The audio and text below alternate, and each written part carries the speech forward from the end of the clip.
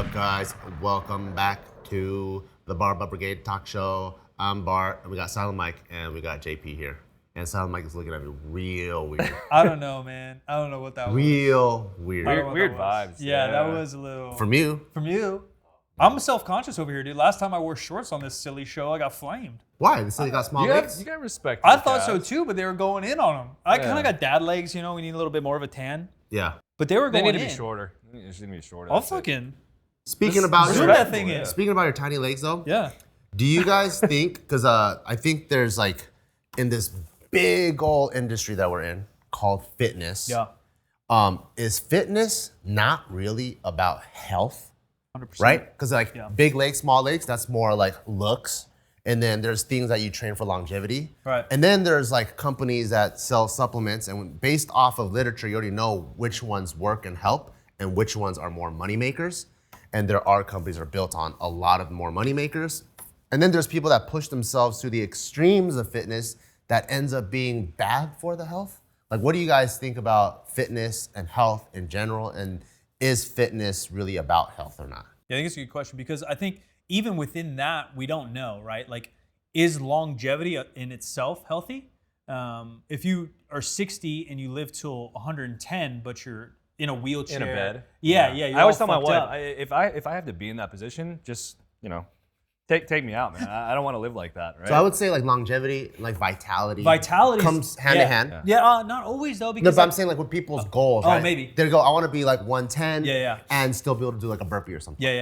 Yeah, I think, and generally speaking, the industry is corrupt, right? Like any other industry, it tends to start to lean towards some snake oils, and especially fitness when there's vanity involved. And I all honestly these think it things. just depends on who you talk to. 100%. You know, there's the good people. age ranges too. It's Yeah. very, very drastic because kids, all they're focused on is getting jacked, right? Right. So they'll take whatever is getting thrown at Yeah. them. Versus you talk to somebody 30 plus, and now they're starting to think, oh wow, I'm getting to that midway point, so I better start really just buckling down, get some cardio in, something for my heart. You know, they're not just thinking about taking anything and everything anymore just to get yoked. So yeah, I think it's definitely who you talk to. And people's perspective is everyone just goes, and I don't know if it's always marketing or just human nature, but how extreme people go. Like, because then say you go down the vitality, and then they're telling me my energy drink is going to kill me. And my fake sugar's going to kill me. Like, one, not evidence-based. Like, a lot of proof to say otherwise. You said you have a small wee-wee. I have a tiny cock, but I've never... That's evidence-based. I didn't have an energy drink until I was like 22.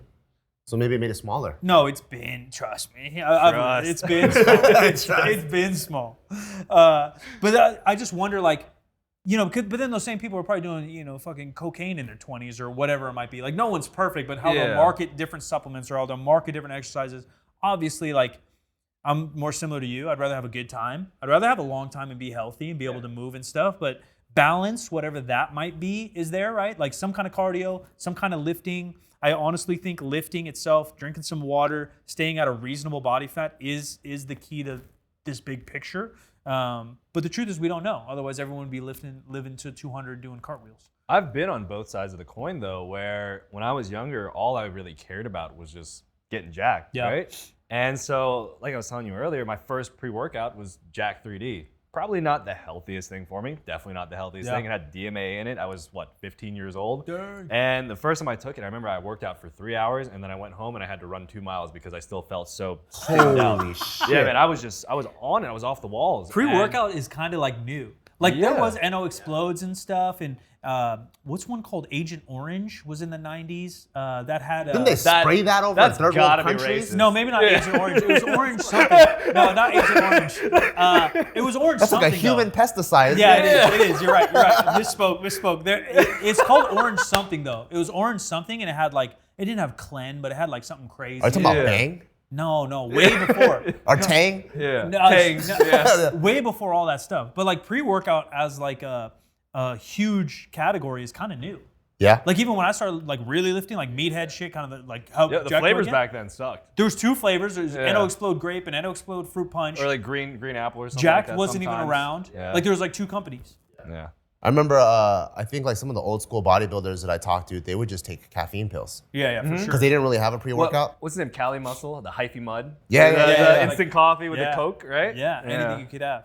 So like when people ask you to coach them, do you ever ask, like, how often do you get I want to focus on longevity, and how much do people go like, can you please help me get jacked?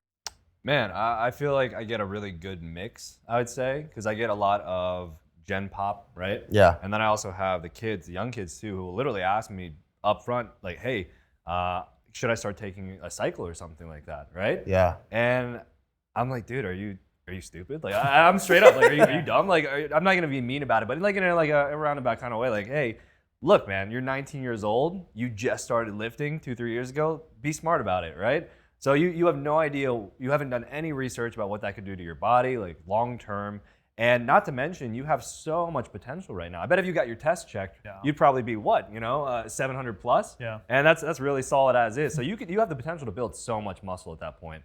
And if you're just trying to hop on something to get those quick fix, the quick gains, it's probably not going to be something that's going to be the best for you long term, right? If you're not taking care of yourself as well. So I would say I get plenty of people who are just trying to be healthier, right? I get a lot of the weight loss clients any coach does. And then I get on the flip side, and I would say it's a much smaller percentage actually of young kids that come to me who are trying to, just get jacked as quick as possible. And I immediately turn them off to that and tell them it's a marathon, right? Yeah. And I mean, it sounds like you hear it over and over, but it really is. Yeah. And if you're trying to treat it like a sprint, that's where you see all these people who are running into complications and stuff like that.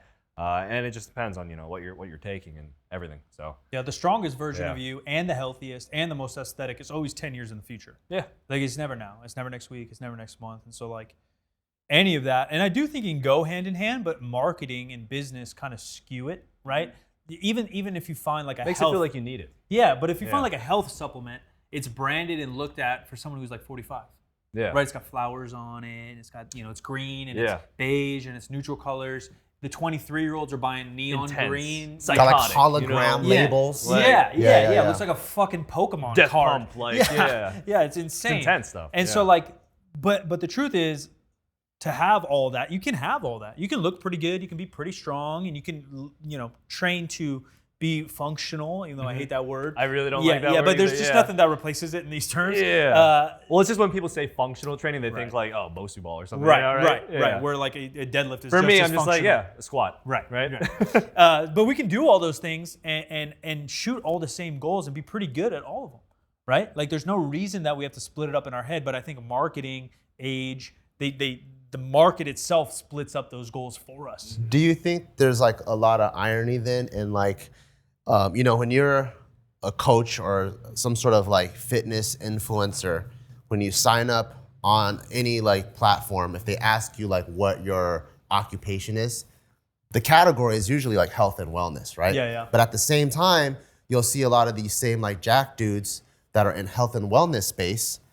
On the weekends, they're like doing Molly every weekend. Right. Isn't that, do you guys, Coke or do you steroids? Do you see it as heavy almost, steroid usage? Yeah. Is it almost like should it be two industries? Like one's more fitness lifestyle, one is actually health and wellness? That's kind of how I see it. Yeah. So I see it as more like my general lifestyle clientele, right? And then you have the flip side of that who are just anything and everything goes. Yeah. Whatever gets me to that goal. And I'm not as big of a fan of that, whole mindset either. And I get that, you get a lot of kids these days who look up to bodybuilders and they're like, well, I want to be that in like a year, right? And it's just not going to happen. So you just got to take things a little bit slower, You got a long life to live. So, if you think about how long people like Berto we were talking about earlier have been lifting, he's the best he's ever looked, I would say, right now. Yeah, he's been at it for what? 15 plus years? So, 20 plus years even. Yeah.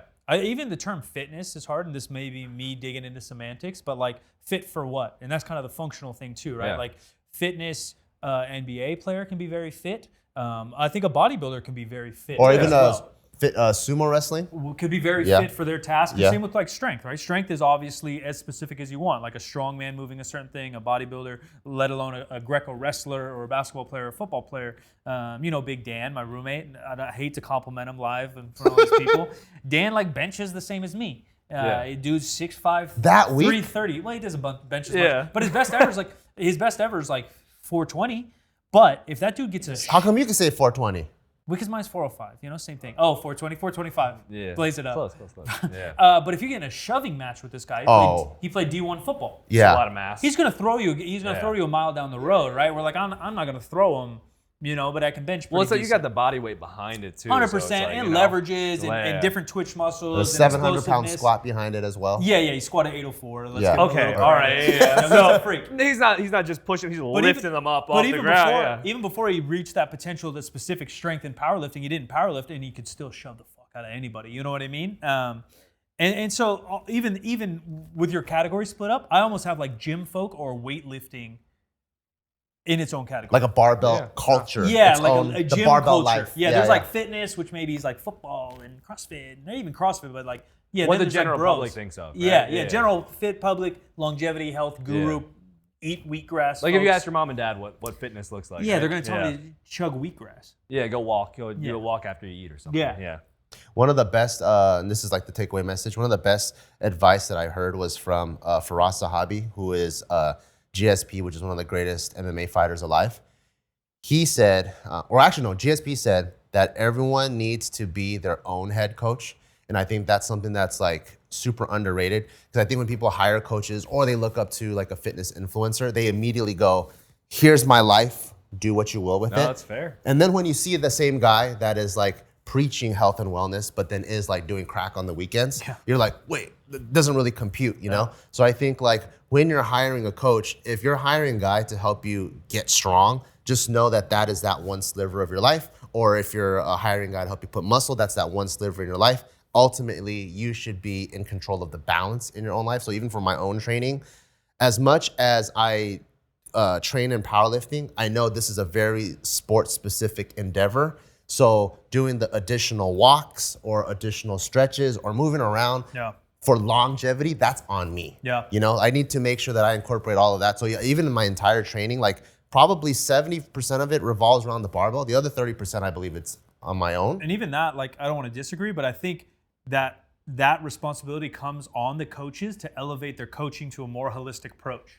But what if they're a specialist though? No, I think I don't think I think you can be a specialist and still be a holistic coach. You got to look at the human as a whole, and I think probably 95, and I'm making this up, 95% or less of coaches think that way. Oh, I just want Bart's deadlift to 600, that's it. But a good coach, a real coach, should look at all those factors of your lifestyle, your eating, your longevity. Because I can't get you to a 700-pound deadlift if you have a heart attack tomorrow. True. And if you hate deadlifting, and if you're not happy with your Or if life, I'm slapping my wife every night. okay, dude. I'm just throwing them off listeners. She throws punches back. No, I actually it's fair. It's fair. I actually think that doesn't play a role at all. You can slap the hell out of somebody and still pull 700. But I might be sad the next day and then you're not strong anymore. perhaps. And so we look at all those things. Shout out to my buddy Ram, who's one of the best strength and conditioning coaches literally on the planet. Literally just won a national championship with Kansas City, University of Kansas. And he takes that approach because he's dealing with 19-year-olds who probably just want to get jacked or just want to go to the NBA. And how do I make sure they're drinking water? How do I make sure they're going for a walk? And like you said, there's that in. 95% of coaches who just don't care. Yeah. All they care about is a transformation picture on their page, right? Right. Yeah, the testimonial. Oh, 12-week transformation. Well, what did you do in those 12 weeks? How do they feel right now? 100%. So for sure the responsibility is on the individual, but I'd like to throw the responsibility out there to start to grow with coaches to get better. But that's another reason to choose a good coach. Yeah. Interview your coach. No, for sure. You're going to interview you go on college tours before you choose a college to go to, but you're not going to, my health and life is in your hands. I'm not even going to interview you. I'm just going to hire you because you got a big Instagram. A potential client comes to me and like, how do I know, we're a good fit? Go talk to some of my old clients. Go talk to some of my current clients, see what they think. Yeah. I mean, of course I'm going to tell you I'm good, right? Right. Any coach that you talk to, I'm a great coach. Yeah. Right? Yeah. But Yeah. they could be the worst coach in the world. 100%. So. Yep. So if you guys are looking for a good coach, if you're looking to check 'em out. deadlift 700 pounds and slap a hoe, see you guys next time.